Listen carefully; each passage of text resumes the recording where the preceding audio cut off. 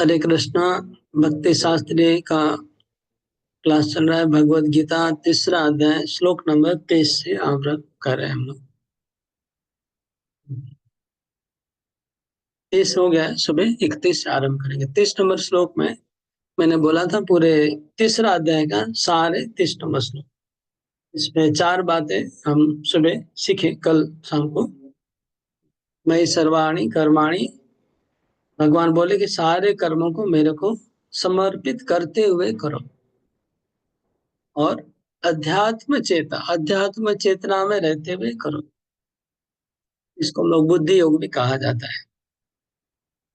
और निराशी, फल की आशा किए बिना, निर्ममा, अहंकार नहीं करना है, निर्ममा। और विगत ज्वर, विगत ज्वर का अर्थ में झिझक के नहीं करना है, संकोच से नहीं करना है, अलस नहीं करना है, इमिडिएटली करना है। ऑर्डर देने से बिना झिझक के, बिना संकोच के, बिना अलस के अपना कर्तव्य को करते रहना है। ये था तीसरे अध्याय का पूरा सार। अभी 31 नंबर श्लोक हम आरंभ कर रहे हैं। सब लोग खोलिए। ये मे मतम इदं नित्यम् अनुतिष्ठन्ति मानवा, श्रद्धावन्तो न सूयन्तो मुच्यन्ते तेऽपि कर्मभिः। अनुवाद। ऊपर से मैं एक के बाद एक सबको पढ़ने को बोलूंगा लाइन से। तो सुशील केडिया प्रभु पढ़िए, अनुवाद पढ़िए। हरे कृष्ण प्रभु। जो व्यक्ति मेरे आदेशों के अनुसार अपना कर्तव्य करते रहते हैं और ईर्ष्या रहित होकर इस उपदेश का सदा पूर्वक पालन करते हैं, वे सकाम कर्मों के बंधन से मुक्त हो जाते हैं। ओके, तो भगवान बोल रहे हैं कि जो व्यक्ति मेरे इन आदेशों के अनुसार कर्म करेंगे वो सब बंधन से मुक्त हो जाएंगे। तात्पर्य पढ़िए प्रभु जी। श्री भगवान कृष्ण का उपदेश समस्त वैदिक ज्ञान का सार है, अतः किसी अपवाद के बिना यह शाश्वत सत्य है। जिस प्रकार वेद शाश्वत है, उसी प्रकार कृष्ण भावनामृत का यह सत्य भी शाश्वत है। मनुष्य को चाहिए कि भगवान से ईर्ष्या किए बिना इस आदेश में दृढ़ विश्वास रखे। ऐसे अनेक दार्शनिक हैं जो भगवत गीता पर टीका रचते हैं, किंतु कृष्ण में कोई श्रद्धा नहीं रखते। वे कभी भी सकाम कर्मों के बंधन से मुक्त नहीं हो सकते, किंतु एक सामान्य पुरुष भगवान के इन आदेशों में दृढ़ विश्वास करके कर्म नियम के बंधन से मुक्त हो जाता है, भले ही वह इन उपदेशों का ठीक से पालन न कर पाए। कृष्ण भावनामृत के प्रारंभ में भले ही कृष्ण के आदेशों का पूर्णतया पालन न हो पाए, किंतु चूंकि मनुष्य इस नियम से रुष्ट नहीं होता और पराजय तथा निराशा का विचार किए बिना निष्ठापूर्वक कार्य करता है, अतः वह विशुद्ध कृष्ण भावनामृत को प्राप्त होता है। हरे कृष्णा। तो पहले प्रभुपाद जी बोल रहे हैं कि भगवान के आदर्शों के ऊपर अटूट विश्वास होना चाहिए। पहला पॉइंट ये रख रहे हैं। और विश्वास के साथ ये सब समस्त वैदिक शास्त्रों का सार है जो कृष्ण बोल रहे हैं, ऐसा विश्वास होना चाहिए। क्योंकि ये गीता को गीतोपनिषद कहा है, मतलब गीता एक उपनिषद है। और ऐसा भी कहा गया है कि जितने भी उपनिषद है सब गाय हैं। और वो गाय का दूध गोपाल कृष्ण ने दोहन किया और अर्जुन बछड़ा बने थे। और गीता क्या है? सब उपनिषदों का दूध है, मतलब सब उपनिषदों का सार है। सब वेदों का सार उपनिषद है। सारे वेदों का सार उपनिषद है। और सब उपनिषदों का सार गीता है। तो इस तरह से गीता की हर बात के ऊपर, भगवान की हर बात के ऊपर हमें विश्वास होना चाहिए कि सब वेदांतों का सार है ये बात जो भगवान बोल रहे हैं। पहला पॉइंट ये है तात्पर्य में। दूसरा पॉइंट तात्पर्य में ये बोल रहे हैं प्रभुपाद जी कि किसी को आ, बहुत लोग ऐसे हैं कि भगवत गीता के ऊपर कमेंट्री लिखते हैं, मतलब विद्वान है, पंडित है, लेकिन उनको गीता की बातों के ऊपर विश्वास नहीं है, वो खुद मानते नहीं है जो लिखा है उसमें, लेकिन कमेंट्री लिखने में उस्ताद है, लेकिन उन्हीं बात को अपने जीवन में फॉलो नहीं करते हैं। ऐसे लोगों कभी कर्म बंधन से मुक्त नहीं हो पाएंगे। और दूसरी तरफ प्रभुपाद बोले, जो ऑर्डिनरी आदमी है, ऑर्डिनरी आदमी है, अगर वो गीता के उपदेशों का विश्वास उसको है, और उतना पंडित नहीं है, लेकिन विश्वास के साथ अगर फॉलो करेगा वो गीता के उपदेश को, वो सारे कर्म बंधन से मुक्त हो जाएगा। और अगर उसमें कुछ त्रुटि भी होगी फॉलो करने में, प्रभुपाद बोल रहे हैं, अगर कहीं ठीक से नहीं भी कर पा रहे हैं तो भी उसको हताश नहीं होना चाहिए। हताश नहीं होना चाहिए, निराश नहीं होना चाहिए। हाँ, धीरे धीरे वो कृष्ण भावना में आगे बढ़ जाएगा। और गीता के ऊपर विश्वास है और गीता के उपदेशों का पालन करने का कोशिश करता रहेगा तो आगे बढ़ जाएगा। श्लोक नंबर 32। ये त्वेतदभ्यसूयन्तो नानुतिष्ठन्ति मे मतम् सर्वज्ञानविमूढांस्तान् विद्धि नष्टान चेतसः। कविता माता जी पढ़िए। हरे कृष्ण भगवत दंड प्रणाम। किंतु जो ईर्ष्यावश इन उपदेशों की उपेक्षा करते हैं और इनका पालन नहीं करते, उन्हें समस्त ज्ञान से रहित, दिग्भ्रमित तथा सिद्धि के प्रयासों में नष्ट भ्रष्ट समझना चाहिए। ये तो एतद अभ्यसूयन्तो, भगवान के इन उपदेश को जो ईर्ष्या करेगा, भगवान के उपदेशों को वो मानता नहीं है, अवज्ञा करेगा, तो भगवान बोलते उसको उसको तुम समझ लो कि उसका नाश हो गया है, अपने आप को नाश कर रहा है।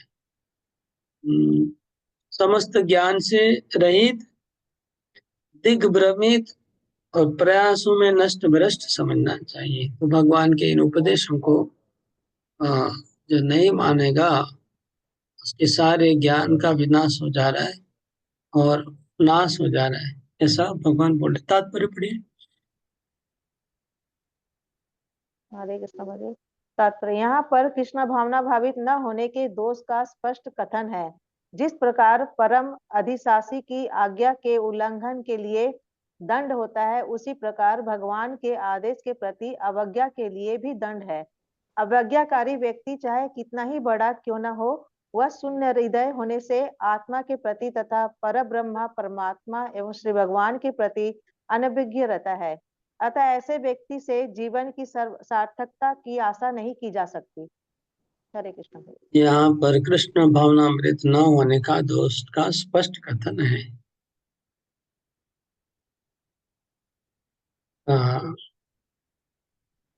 जिस प्रकार सरकार की आज्ञा नहीं मानने से, भगवान प्रभुपाद बोल रहे, पनिशमेंट होता है, सरकार के अधिकारियों की आज्ञा नहीं मानने से दंड होता है, इसी प्रकार भगवान के आदेशों की अवज्ञा करने से भी दंड है, पनिशमेंट है, चाहे कितना भी बड़ा कोई क्यों ना हो। वह शून्य हृदय होने से आत्मा के प्रति, तब पर ब्रह्म परमा तो भगवान के प्रति अनभिज्ञ रहता है। इसमें लिखा है,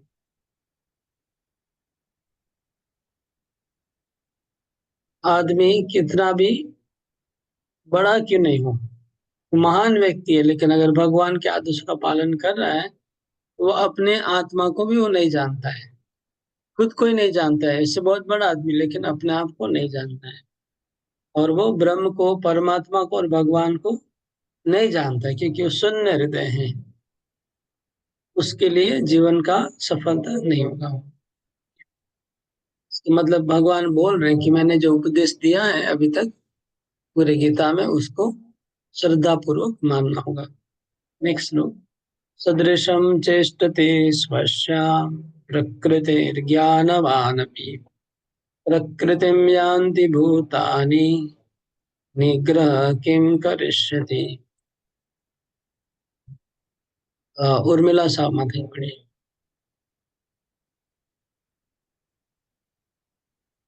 हरे कृष्णा प्रभु। ज्ञान ज्ञानी पुरुष भी अपनी प्रकृति के अनुसार कार्य करता है, क्योंकि सभी प्राणी तीनों गुणों से प्राप्त अपनी प्रकृति का ही अनुसरण करते हैं। भला दमन से क्या हो सकता है। ओके, तो बोल रहे हैं कि बड़े बड़े ज्ञानी भी, प्रकृति का मतलब है स्वभाव, वो भी अपने स्वभाव से मुक्त नहीं है, वो भी अपने स्वभाव से बंधा हुआ है। स्वभाव उसको काम करवाएगा। स्वभाव क्या चीज है? स्वभाव 3 गुणों से बना हुआ है, सत्वगुण, रजोगुण और तमोगुण। इन 3 गुणों से हमारा स्वभाव बना है, और स्वभाव ही हमको काम करवाया रहा है, कठपुतली की तरह। इसलिए ज्ञानी भी चाहेगा तो भी दमन नहीं कर पाएगा। अरिंदम पांडे, इसका तात्पर्य पढ़ो। तात्पर्य: कृष्ण भावना मृत के दिव्य पद पर स्थित हुए बिना प्रकृति के गुणों के प्रभाव से मुक्त नहीं हुआ जा सकता, जैसा कि स्वयं भगवान ने 7वें अध्याय में कहा है। अतः सांसारिक धरातल पर बड़े से बड़े शिक्षित व्यक्ति के लिए केवल सैद्धांतिक ज्ञान से आत्मा को शरीर से पृथक करके माया के बंधन से निकल पाना असंभव है। ऐसे अनेक तथाकथित आध्यात्मवादी हैं जो अपने को विज्ञान में बढ़ा चढ़ा मानते हैं, किंतु भीतर भीतर वे पूर्णतया प्रकृति के गुणों के अधीन रहते हैं, जिन्हें जीत पाना कठिन है। ज्ञान की दृष्टि से कोई कितना ही विद्वान क्यों न हो, किंतु भौतिक प्रकृति की दीर्घकालीन संगति के कारण वह बंधन में रहता है। कृष्ण भावनामृत उसे भौतिक बंधन से छूटने में सहायक होता है, भले ही कोई अपने नित्य कर्मों के करने में संलग्न क्यों न रहे। अतः पूर्णतया कृष्ण भावना भावित हुए बिना नित्य कर्मों का परित्याग नहीं करना चाहिए। किसी को भी सहसा अपने नित्य कर्म त्याग कर तथाकथित योगी या कृत्रिम अध्यात्मवादी नहीं बन जाना चाहिए। अच्छा तो यह होगा कि यथास्थिति में रहकर श्रेष्ठ प्रशिक्षण के अंतर्गत कृष्ण भावनामृत प्राप्त करने का प्रयत्न किया जाए। इस प्रकार कृष्ण की माया के बंधन से मुक्त हुआ जा सकता है। हरे कृष्ण। हरे कृष्ण। तो पहले प्रभुपाद ये बोल रहे हैं कि जो प्रकृति के 3 गुण हैं, इससे छूटना संभव नहीं है जब तक पूर्णतः कृष्ण भावना भावित नहीं होंगे। प्रकृति के 3 गुणों से छूट नहीं पाएंगे। और बड़े से बड़े ज्ञानी, पंडित और विज्ञानी भी वो भी माया के चक्कर में रहते हैं। थियोरिटिकल नॉलेज, प्रभुपाद इंग्लिश में मात्र शुष्क ज्ञान, थियोरिटिकल नॉलेज से, उनको थियोरिटिकल नॉलेज है कि आत्मा क्या है, शरीर क्या है, उसको थ्योरी का ज्ञान हो गया है। लेकिन फिर भी थ्योरी का ज्ञान होने के बाद भी बाहर से कितना भी थ्योरी जानते हो और बड़े साइंटिस्ट हैं, लेकिन अंदर से, प्रभुपाद बोल रहे हैं, अंदर से अंदर अंदर वो पूरा प्रकृति के गुलाम बने रहेंगे। बाहर से भले वो पूरा ज्ञान का थ्योरी जान गए हैं आत्मा और शरीर के बीच में, लेकिन अंदर में बने रहेंगे। इसलिए फिर क्या बोल रहे आगे प्रभुपाद जी? इसलिए प्रभुपाद जी बोलते कि एकेडमिक ज्ञान से कोई नहीं निकल पाएगा, क्योंकि बहुत लंबे समय से हम लोग प्रकृति के साथ जुड़े हुए हैं। तो हमारा जो स्वभाव है वो खाली कितने दिन से हम लोग अपना स्वभाव बना है, खाली मनुष्य जन्म में नहीं, हम लोग कितने जन्म जन्म से संसार में हैं। तो हमारा स्वभाव बहुत पुराना है, हमारा जो स्वभाव है वो बहुत पुराना है। कई जन्मों से हम इस अपने स्वभाव के साथ, मन के साथ जी रहे हैं, इसलिए उस स्वभाव को परिवर्तन खाली थियोरेटिकल नॉलेज से नहीं होगा जब तक पूर्ण कृष्ण भावना भावित नहीं होंगे। फिर आगे वो बात बोल रहे कि इसलिए किसी को आ, कोई अपना कर्तव्य कर्म करता रहे, कर्तव्य कर्म को छोड़ के भागने की जरूरत नहीं है, क्योंकि स्वभाव जो है ना वो आपको छोड़ेगा नहीं। इसलिए स्वभाव के अनुसार जो कर्म करना है वो करते रहिए, और साथ साथ में कृष्ण भावना भावित होने का कोशिश करिए। इसके गाइडेंस में धीरे धीरे कृष्ण भावना भावित होंगे और माया के से निकल पाएंगे। यही इस श्लोक का 2 पॉइंट है। पहला पॉइंट कि खाली ज्ञान से काम नहीं होगा, थियोरेटिकल नॉलेज से काम नहीं होगा, माया से मुक्त नहीं हो सकता। दूसरा पॉइंट है कि कर्तव्य कर्म को छोड़ के भागने से नहीं होगा, कर्तव्य कर्म करते करते करना। 34 प्रभु एक इंद्रियस्येन्द्रियस्यार्थे। प्रश्न था प्रभु इसमें, ये बोलो। प्रभु यहाँ पे लिखा हुआ it is impossible to get out of the entanglement of maya simply by theoretical knowledge और by separating the soul from the body. तो ये separating the soul from the body का मतलब है कि शरीर और आत्मा का जो डिफरेंस है, जिस उसका ज्ञान प्राप्त करने से आप शरीर से मुक्त नहीं हो पाए, अध्यात्म बुद्धि से मुक्त नहीं हो सकते। बॉडीली कॉन्सेप्शन से मुक्त होने के लिए खाली ज्ञान काफी नहीं है। ये बोल रहे हैं separating the soul from the body का मतलब है कि खाली शरीर और आत्मा को अलग करने से नहीं हो जाएगा ज्ञान के द्वारा। ये बोल रहे हैं। ज्ञान के द्वारा कैसे अलग कर सकते हैं प्रभु, ज्ञान के मतलब द्वारा मतलब हम सांख्य शास्त्र है, सांख्य योग में बताया गया कि शरीर क्या है, शरीर के गुणों का वर्णन कर लिया, आत्मा के गुणों को समझ लिए, और शरीर और आत्मा का डिफरेंस समझ गए।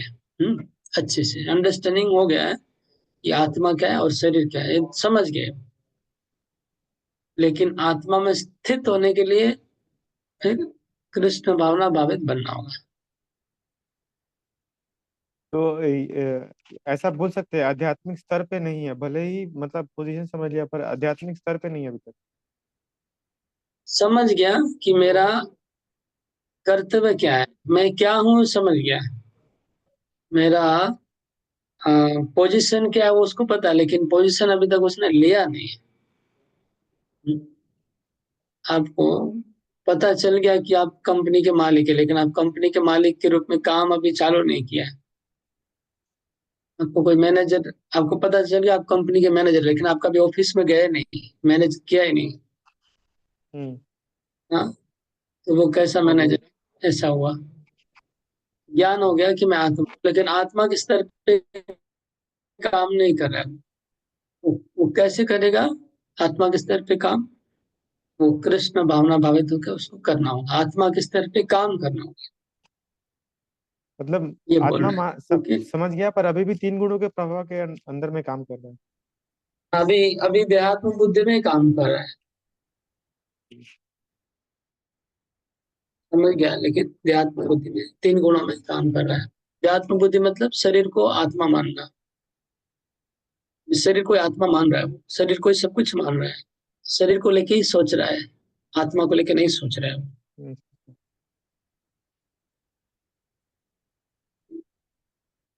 क्लियर कि नहीं? हाँ प्रभु, मतलब मैं यही समझा कि मतलब उसको भले ही ज्ञान हो रहा है बट अभी भी वो तीन गुणों से बधा हुआ है, भौतिक स्तर पर ही बंधा है हुआ, अभी भी। बिल्कुल। अपने स्वभाव को नहीं ज्ञान, बदल पा रहा है। ज्ञान हो गया लेकिन उसको प्रैक्टिस में नहीं लाया। अच्छा। हाँ, प्रैक्टिस में लाएगा तो स्वभाव बदलेगा। स्वभाव बदलेगा। हाँ प्रभु, अभी क्लियर है प्रभु। प्रैक्टिस में लाना मतलब कुछ करना, भक्ति करना। 34 नंबर इंद्रियस्येन्द्रियस्यार्थे रागद्वेषो व्यवस्थितो तयोर्नवशमागच्छेत् तो यस्य परिपन्थिनो। और अतिश्रेष्ठ माता जी पढ़िए अनुवाद। हरे कृष्णा प्रभु जी। प्रत्येक इंद्रिय तथा उसके विषय से संबंधित राग द्वेष को व्यवस्थित करने के नियम होते हैं। मनुष्य को ऐसे राग तथा द्वेष भूत नहीं, क्योंकि ये आवाज कट रहा है, आवाज कट कट हाँ क्या रहा प्रभु। है, क्या बात है? प्रत्येक इंद्रिय तथा उसके विषय से संबंधित राग द्वेष को व्यवस्थित करने के नियम होते हैं।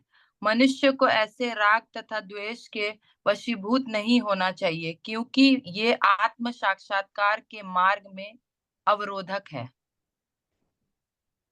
तो हमारे संसार में हमारा बंधन का दो कारण, एक तो राग और एक द्वेष, दो चीज से हम लोग का बंधन होता है। राग मतलब अनुराग, आसक्ति, और द्वेष मतलब घृणा। तो इस संसार में कोई भी चीज के प्रति अगर हमारी आसक्ति होगी अथवा घृणा होगी, तो दोनों उच्च परिपंथी नो है। परिपंथी नो मतलब उनको रास्ते से, मार्ग से भ्रष्ट करने वाले हैं। हम लोग जो भगवान की तरफ आगे बढ़ रहे हैं, कोई भी भौतिक चीज के प्रति अगर हमारा आकर्षण होगा तो भी भ्रष्ट होंगे। विकर्षण और आकर्षण बोलते हैं ना, विकर्षण आकर्षण जानते हैं क्या? चुंबक होता है ना, चुंबक और लोहा को अगर आप पास में खींचता है तो उसको आकर्षण कहते हैं, और अगर घुमा देंगे लोहे को और चुंबक को घुमा देने से क्या होता है, क्या होता है? देखा है, धक्का मारता है ना एक दूसरे को, उसको विकर्षण कहते हैं। आकर्षण विकर्षण, ये दोनों संसार के प्रति अगर आपको विकर्षण है, मतलब आपको धक्का मार रहे हैं आप, तो भी बंधन है बोले, तो भी आप भक्ति मार्ग से च्युत हो जाएंगे। और अगर आकर्षण है तो भी गिर जाएंगे। तो जनरली ज्ञान मार्ग में जो होते हैं वो जनरली विकर्षण वाला रास्ता होता है, और कर्म मार्ग में आकर्षण वाला होता है। तो अर्जुन विकर्षण वाले में, मतलब संसार को धक्का मारना चाह रहा है, संसार से दूर हटना चाह रहा है अर्जुन, ये युद्ध भूमि से दूर हटना चाह रहा है। तो विकर्षण दिख रहा है अर्जुन में। और दूसरी तरफ आकर्षण होता है कि नहीं, हमको राजा बनना है, हमको जीतना है युद्ध को, युद्ध को जीत जाऊंगा तो मैं राजा बन जाऊंगा, तो बहुत मैं सम्मान प्राप्त होगा, बहुत पैसा मिलेगा, बहुत सुख मिलेगा। ये आकर्षण हो गया। तो ऐसा होने से भी नहीं चलेगा। और विकर्षण, जैसे अर्जुन बोलता नहीं हमको युद्ध नहीं करना है, मैं सब कुछ छोड़ के चला जाऊंगा, वो भी नहीं चलेगा। भगवान दोनों चीज को कंडेम कर रहे हैं। अगर अर्जुन सोचता है कि मैं युद्ध करके राजा बनूंगा और संसार को भोग करूंगा, तो भी कृष्ण बोलते गलत है। और अर्जुन बोलते मैं युद्ध नहीं करूंगा, मुझे संसार का भोग नहीं चाहिए, मैं युद्ध भूमि में से भाग जाऊंगा, मेरे को कुछ अच्छा नहीं लगता है, वो भी गलत है। तो फिर आदमी करे क्या? हा? दोनों को गलत बोल रहे थे, क्या करेंगे फिर? राजू प्रभु, राजू प्रभु कहाँ है? खाली खाली मोबाइल ऑन वीडियो में है, कान जी में नहीं, प्रभु। कान में आवाज नहीं जा रहा है क्या? जा रहा है प्रभु। तो फिर बताइए, को तो 3 बार बोल दिया। जी प्रश्न का उत्तर दीजिए। जी पूछिए प्रभु जी। आवाज क्यों कट रहा है आपका? पास में रखिए मोबाइल को थोड़ा और। क्वेश्चन पूछिए प्रभु जी। अभी क्यों पूछूंगा, मैंने तो पूछा। आप अगर सुना है तो बोलिए, नहीं सुना है तो बोलिए। सुना नहीं, आप मन इधर उधर भटक रहा है। जी हाँ, क्लास नहीं सुन रहे इसका मतलब। नहीं। ध्यान से लोग नहीं सुन रहे, मैं देख रहा हूँ बीच बीच में सबका ध्यान इधर आकर्षित करके रखने के लिए कुछ हमको एक्टिविटी करवाना पड़ेगा। ये लोग बीच बीच में इधर उधर भटक जा रहे हैं। कम से कम वीडियो ऑन है तो मेरे को पता तो चलता है कि क्या हो रहा है, नहीं तो पता भी नहीं चलेगा। आपने कहा प्रभु जी अर्जुन जो है विकर्षण के कारण युद्ध से भाग रहे हैं। वो पहले बोला, थोड़ा देर पहले, राइट। उसके बाद और एक बात बोला। उसके पहले मैग्नेट का उदाहरण दिए प्रभु जी आपने। हाँ, राइट। उसके बाद में लास्ट में क्या बोला? प्रश्न क्या है? कौन बताएगा प्रश्न क्या? विनोद प्रो बताइए, प्रश्न क्या था मेरा? प्रश्न समझेंगे तो उत्तर भी समझ आएंगे। अनम्यूट करिए।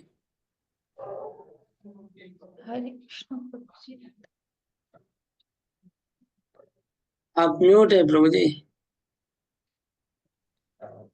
प्रभु जी प्रश्न था, हरे कृष्ण दंडवत प्रणाम प्रभु जी। प्रश्न था कि आकर्षण से अर्जुन और विकर्षण से दोनों से ग्रस्त थे, तो उनको क्या करना चाहिए? ओके, प्रश्न ठीक से मतलब आप लोग समझा नहीं, बोल नहीं पा रहे, मेरे को ऐसा लग रहा है मेरा प्रश्न को आप बोल नहीं पा रहे ठीक प्रभु से। जी जैसे अर्जुन आकर्षण था कि आकर्षण में थे कि राजा बन जाएंगे। नहीं नहीं, ये नहीं बोला मैंने, ये नहीं बोला। आप एग्जैक्टली नहीं बोल रहे जो मैं बोल रहा हूँ। विजय शर्मा, आप बताइए क्या प्रश्न है मेरा? प्रभु जी, आकर्षण और विकर्षण अगर दोनों ही गलत है तो फिर मनुष्य करे क्या, कहाँ जाए, कौन सा रास्ता चुने? आकर्षण विकर्षण को छोड़ दीजिए आप।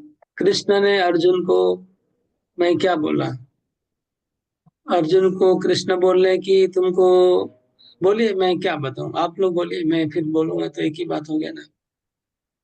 ज्ञान और कर्म के रास्ते को छोड़ करके। सब ज्ञान कर्म आकर्षण विकर्षण को छोड़िए ना। अर्जुन क्या करने को बोल रहे हैं, भगवान उसको क्या करने को बोल रहे हैं? भगवान बोल रहे हैं कि राजा नहीं बनना चाहिए, राजा बनना ठीक नहीं है, आसक्ति होना ठीक नहीं है, भोग करना आसक्ति करना राजा करना ठीक नहीं है, और युद्ध त्याग करके भाग जाना भी ठीक नहीं है।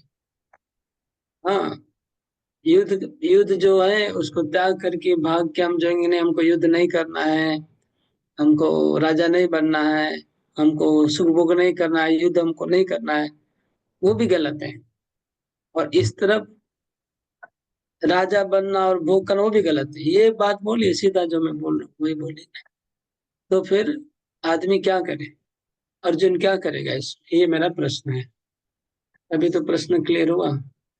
ओके, और उत्तर। आसक्ति रहित होते हुए कर्म करने के लिए। राइट। अर्जुन को युद्ध करना है, लेकिन क्या नहीं करना है, राजा बनने की इच्छा से नहीं करना है। जो टू द पॉइंट आंसर, मैं अर्जुन के बारे में पूछ रहा हूँ तो अर्जुन के बारे में उत्तर दीजिए। तो अर्जुन को क्या करना चाहिए? युद्ध तो करना पड़ेगा, लेकिन राजा बनने के लिए नहीं, भोग करने के लिए नहीं। कृष्ण का आदेश है इसलिए करना है, सेवा के हिसाब से। ओके, अगला श्लोक, आगे बढ़ेंगे।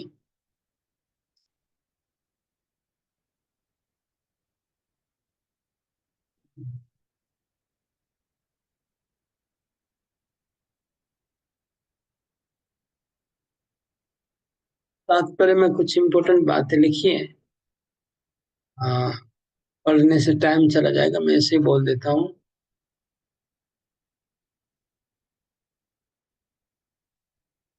पढ़िए, कौन पढ़ रहा था? अनुवाद कौन पढ़ा? मैं पढ़ी। माता जी तात्पर्य पढ़िए। जो लोग कृष्ण भावना भावित हैं, वे सब स्वभाव से भौतिक इंद्र तृप्ति में रत होने में झिझकते हैं, किंतु जिन लोगों की ऐसी भावना न हो, उन्हें शास्त्रों के सम नियमों का पालन करना चाहिए। अनियंत्रित इंद्र भोग ही भौतिक बंधन का कारण है, किंतु जो शास्त्रों के यम नियमों का पालन करता है वह इंद्रिय विषयों में नहीं फंसता। उदाहरणतः यौन सुख बद्ध जीव के लिए आवश्यक है, और विवाह संबंध के अंतर्गत यौन सुख की छूट दी जाती है। शास्त्रीय आदेशों के अनुसार अपनी पत्नी के अतिरिक्त अन्य किसी स्त्री के साथ यौन संबंध वर्जित है। अन्य सभी स्त्रियों को अपनी माता मानना चाहिए, किंतु इन आदेशों के होते हुए भी मनुष्य अन्य स्त्रियों के साथ यौन संबंध स्थापित करना चाहता है। इन प्रवृत्तियों को दमित करना होगा, अन्यथा वे आत्मा साक्षात्कार के मार्ग में बाधक होंगी। जब तक यह भौतिक शरीर रहता है, तब तक शरीर की आवश्यकताओं को यम नियमों के अंतर्गत पूर्ण करने की छूट दी जाती है, किंतु फिर भी हमें ऐसी छूटों के नियंत्रण पर विश्वास नहीं करना चाहिए।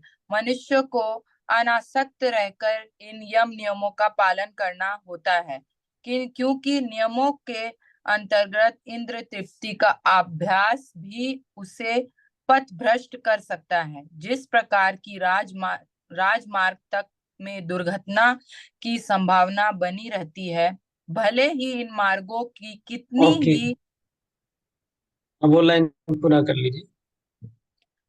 भले इन मार्गों की कितनी ही सावधानी से देखभाल क्यों ना की जाए, किंतु इसकी कोई गारंटी बस नहीं सकता।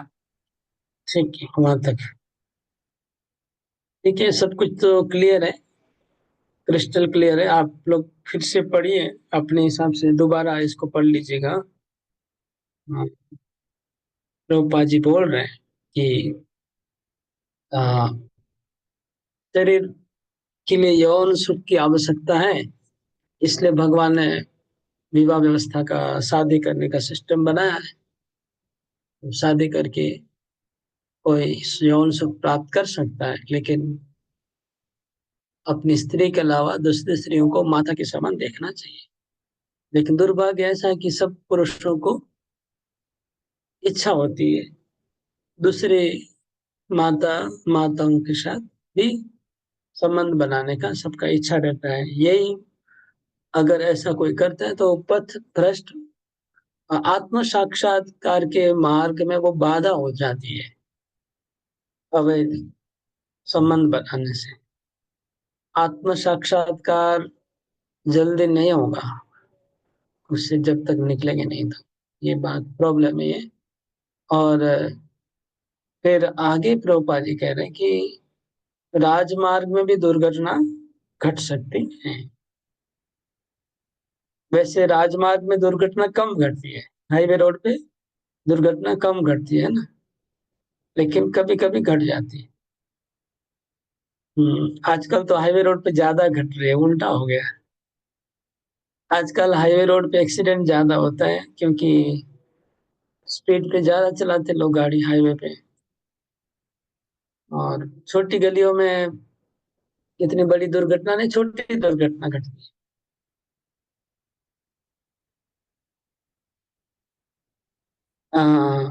मतलब प्रभुपाद बोलना चाह रहे कि गृहस्थ जीवन में भी आदमी का पतन हो सकता है अगर सावधान नहीं रहेगा, तो ये बोलना चाह रहे हैं प्रभुपाद जी।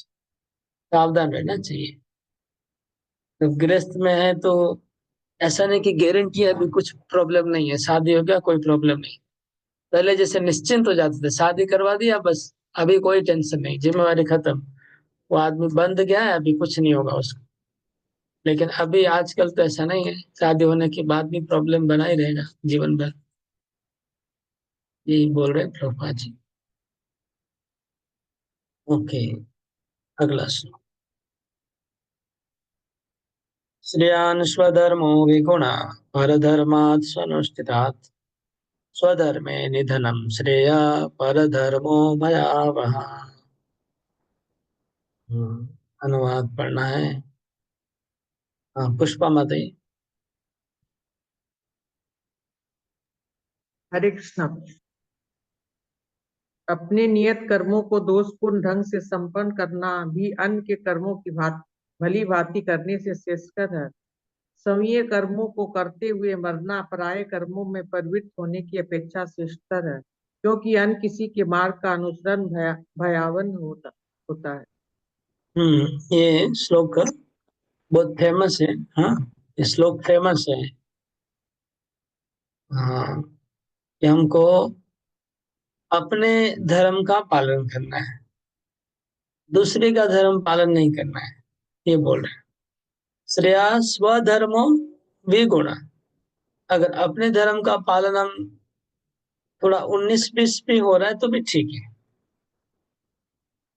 और दूसरे का धर्म अगर आप परफेक्टली कर पाएंगे तो भी भगवान बोले कि नहीं करना है। स्वधर्म निधनम श्रेय पर धर्म भयावह। अपना धर्म पालन करते करते मृत्यु भी हो जाए तो भी चलेगा। दूसरे का धर्म है। यहाँ धर्म का मतलब क्या बोलना चाहे, धर्म मतलब क्या मीनिंग कर रहे हैं, कौन बताएगा? धर्म को क्या मीन कर रहे हैं? पार्थ मलिक,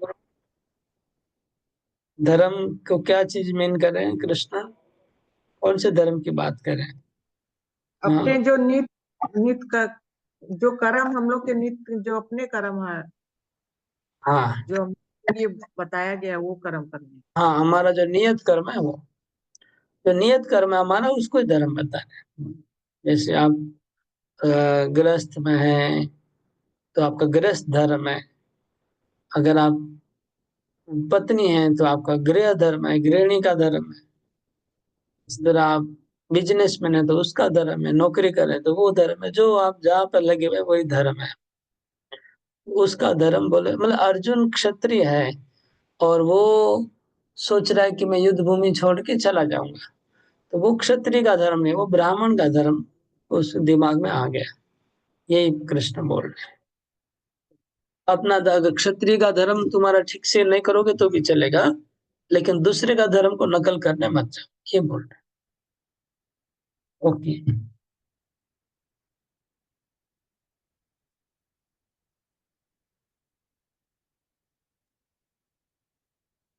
प्रभुपाद तात्पर्य में लिख रहे हैं कि सबके धर्म में थोड़ा थोड़ा डिफेक्ट होता है। हाँ, जैसे ब्राह्मण को अहिंसा की नीति फॉलो करना है, लेकिन क्षत्रिय को हिंसा करना होगा। तो क्षत्रिय बोलेगा कि मैं अहिंसा करूंगा तो वो गलत होगा, प्रभुपाद ये बोल रहे हैं। और क्षत्रिय सोचेगा कि मैं अहिंसक बनूंगा, वो क्षत्रिय नहीं है। क्षत्रिय मतलब हिंसा और ब्राह्मण मतलब अहिंसा, ये है।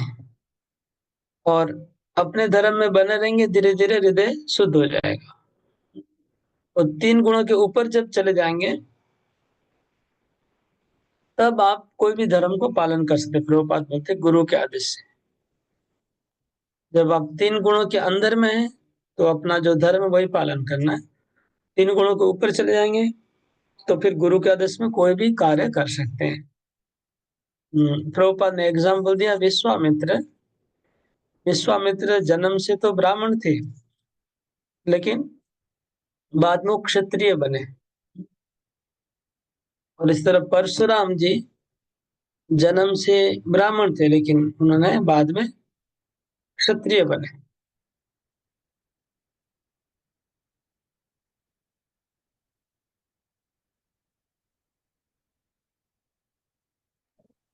तीनों गुणों से ऊपर क्या होता है प्रभु जी?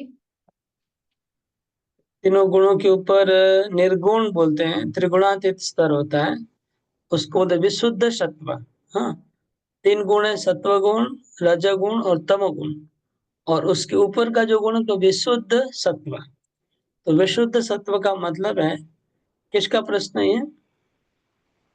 कौन किया प्रश्न? आप हरे किया। कृष्ण। ओके, तो सत्वगुण, रजोगुण, तमोगुण। और विशुद्ध सत्व का मतलब है जो सतोगुण है, इधर जो 3 गुण के अंदर जो सत्व गुण है उसमें रजोगुण और तमोगुण का मिश्रण है। लेकिन इसके और एक सतोगुण है इसके ऊपर में, उसमें रजो और तमोगुण का मिश्रण नहीं है, इसलिए विशुद्ध सत्व। तो विशुद्ध सत्व सब लोग चैट बॉक्स में लिखिए, विशुद्ध सत्व। अ, विशुद्ध सत्व चैट में लिखिए सब लोग, तो पता चले आप मैं जो बोल रहा हूँ समझ पा रहे हैं मैं क्या बोल रहा हूँ। विशुद्ध सत्व गुण।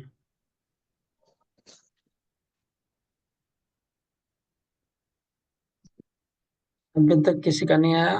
ओके, मोहन प्रभु का आया, आदित्य, पार्थ, अ, शुद्ध सत्व लिखा है इन्होंने, ज्योति श्रेष्ठ मत है ये तो विशुद्ध सत्व, ठीक है।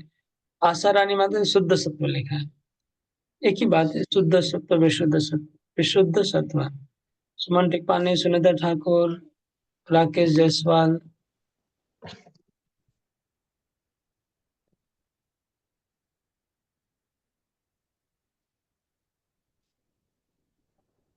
कविता केड़िया माते क्या लिख दिए? बर्थडे।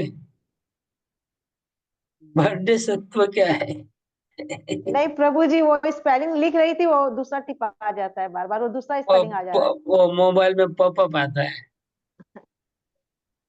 हाँ, सरिता माता जी विशेष सत्व, वो भी आपका भी पॉपअप आ गया होगा शायद। मोबाइल में पॉपअप आता है और सजेस्ट करता है, प्रॉम्प्ट करता है, प्रॉम्प्ट करता है कि आपको ये लिखना है, आपको उसको काट देने का। ओके, तो विशुद्ध सत्व, विशुद्ध सत्व मतलब क्या बताया मैंने? विनीता माता जी, विशुद्ध सत्व मतलब क्या? हाँ प्रभु जी। विशुद्ध रजोगुण सत्व क्या? सत्वगुण में रजोगुण और तमोगुण का मिश्रण रहता है, लेकिन शुद्ध सत्व में सतोगुण के ऊपर वाला स्थिति जो रहता है वो विशुद्ध सत्व है। उसमें रजो और तमो का मिश्रण नहीं है, वो नहीं है, विशुद्ध सत्व। शुद्ध। ये ये सत्व गुण क्या है, रजोगुण क्या है, तमोगुण क्या है, हम लोग पढ़ेंगे चैप्टर 14 में। अध्याय 14, अध्याय 17 और 18, 3 अध्याय 3 गुण के ऊपर है। आप लोग चैट बॉक्स में लिखिए 3, 14, 17, 18, याद रह जाएगा। चैप्टर 4 खाली 14 लिखिए, 14, 17, 18, तीनों अध्याय में 3 गुणों का चर्चा हुआ है।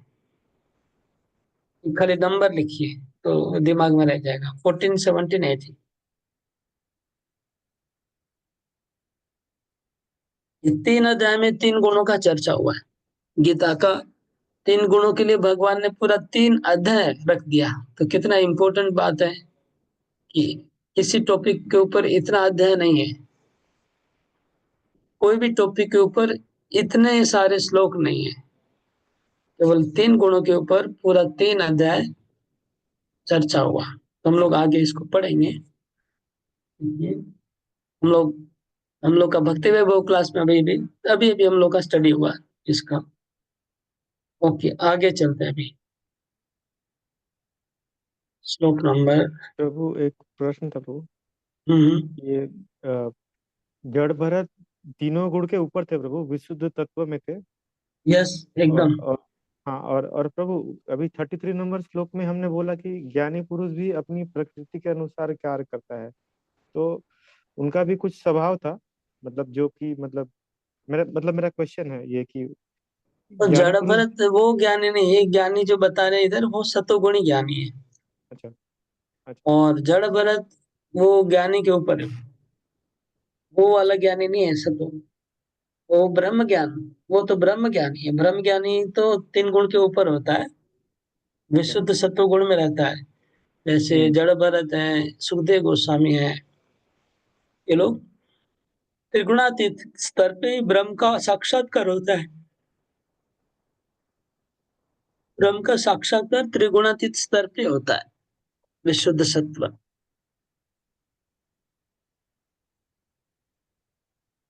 ठीक है प्रभु। श्लोक नंबर 36। अर्जुन का प्रश्न है।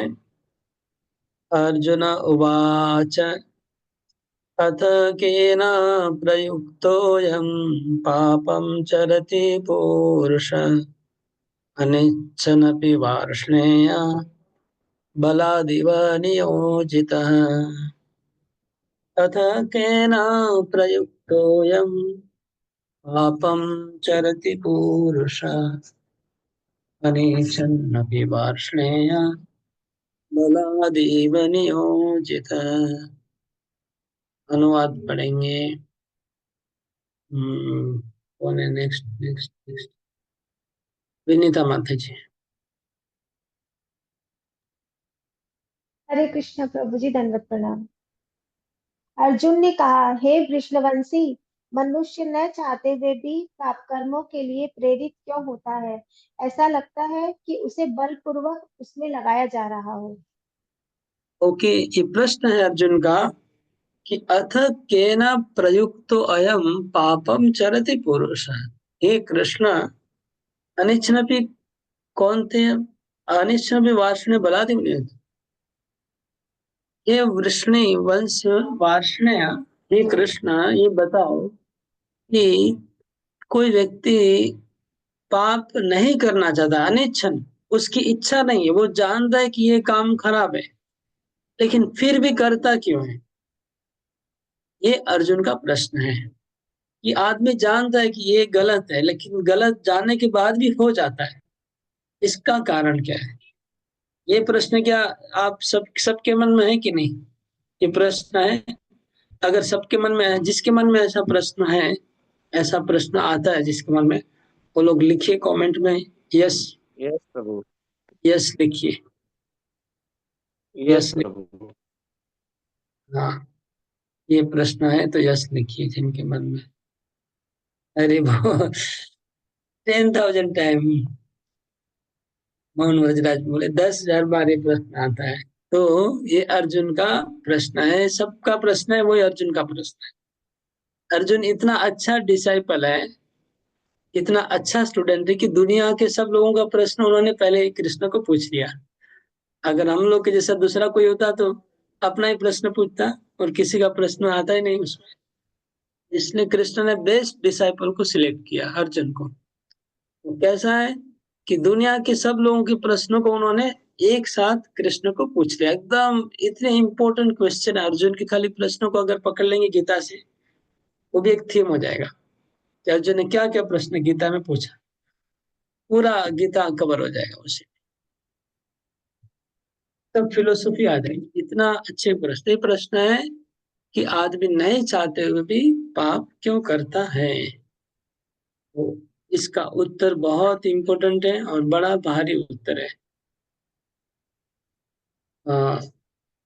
उसको अगर हम अभी करने जाएंगे तो टाइम नहीं होगा, उसके लिए एक पूरा सेशन लग जाएगा, एक पूरा क्लास लग जाएगा, तो कल कर लेंगे। अभी के लिए यहाँ रखते हैं और तात्पर्य में थोड़ा देख लेते हैं क्या लिखा हुआ है।